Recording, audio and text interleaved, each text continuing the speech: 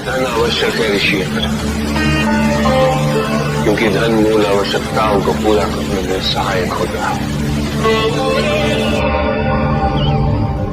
किंतु जब कोई व्यक्ति इच्छाओं को आवश्यकता समझने लगे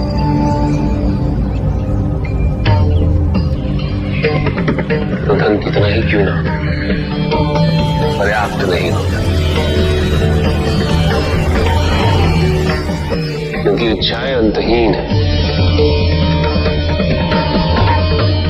इसलिए मनुष्य कभी ना समाप्त होने वाली इच्छाओं की पूर्ति हेतु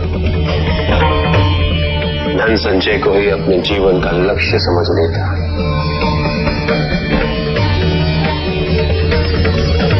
वो लोभी बन जाता है।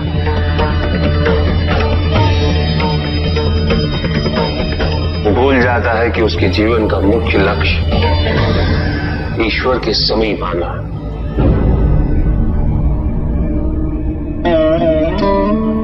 ऐसे लोभी व्यक्तियों को अपनी मृत्यु के समय भी यही दुख रहता है कि उन्होंने क्या कुछ नहीं पाया, क्या शेष रह गया। ऐसे समय में वो एक क्षण के लिए भी ईश्वर का स्मरण नहीं करते, अपने जीवन की निरर्थकता और व्यर्थता का बोध नहीं होता।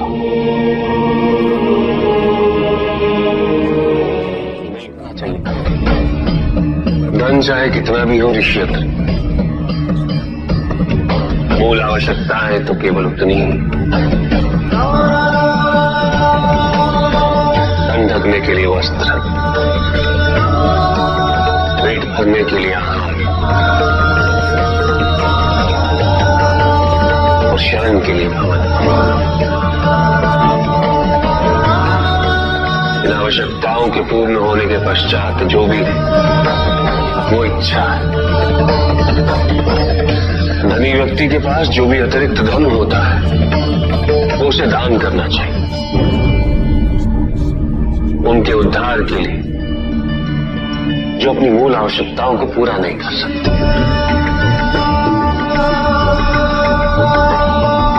ऐसा करने से संसार में समानता देश नहीं होगा, सद्भावना बनी रहे। किंतु कुछ व्यक्ति इस तथ्य को समझ ही नहीं पाते। उन्हें अपने एकत्रित किए हुए धन से इतना मोह हो जाता है कि वो उसका एक अंश भी किसी और को नहीं देना चाहते।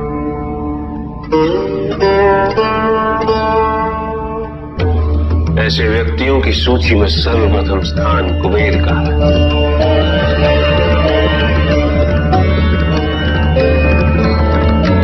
इस संसार में सबसे अधिक धन उन्हीं के,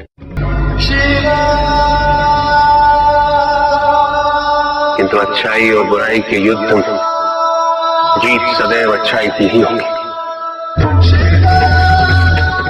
आध्यात्मिक कार्य के लिए शरीर की सीमाओं और अहम को तोड़ना और उसे पार करना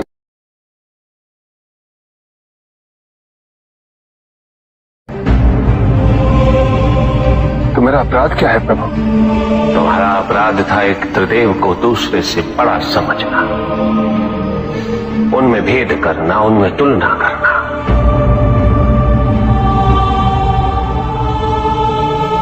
यही थी तुम्हारी भूल। तुम ये समझने में असफल रहे कि त्रिदेव तो एक समकक्ष, कोई भी किसी से बड़ा नहीं और कोई किसी से छोटा नहीं, कोई भी किसी से अधिक महत्वपूर्ण नहीं और कोई भी किसी से कम महत्वपूर्ण भी नहीं। तुमने जो कुछ भी किया वो भक्ति नहीं थी विकास, भक्ति के नाम पर किया जाने वाला अहंकार था वो कि तुम्हारे आराध्य सबसे महत्वपूर्ण है। कैसे भक्त हो तुम मेरे, जो ये भूल गए कि तुम्हारे आराध्य के भी आराध्य है। नारायण।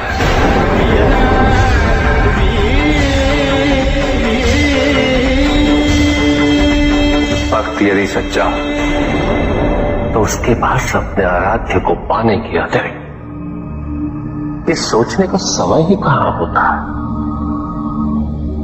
कि उसके आराध्य से महत्वपूर्ण भी कोई है या नहीं। वो तो प्रतिपल अपना ध्यान केवल अपने आराध्य पर ही स्थिर रखता है, और जब ऐसा होता है निकस, तो ना तुलना होती है, ना प्रतिस्पर्धा होती है, और ना ही किसी प्रकार की कोई ईर्ष्या होती है। बात तो केवल आनंद की अनुभूति ही विद्यमान होती है।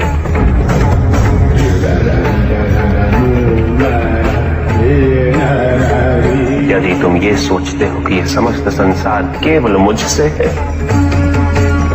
तो तुम्हें इस संसार के प्रत्येक स्वरूप से प्रेम होना चाहिए था। तुम्हें इसके कण कण में मेरी अनुभूति होनी चाहिए थी। तब भी किसी प्रकार का भेदभाव तुम्हारे मन में उत्पन्न नहीं होता, किंतु तुमने ये प्रमाणित कर दिया निकास कि अपने आराध्य के प्रति तुम्हारी भक्ति वो भी अधूरी थी, अपूर्ण थी।